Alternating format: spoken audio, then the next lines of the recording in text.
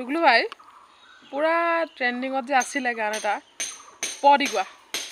পঢ়াই পঢ়াই ফুল তুলিবাই তোমাৰ ঘৰত মই যোৱাই ফুল বুলি হাতত ধৰিলোঁ ফুল বুলি হাতত ধৰিলোঁ আৰু ঘপককে প্ৰেম হৈ গায়া मैं दीवानी हो गया बड़े मस्तानी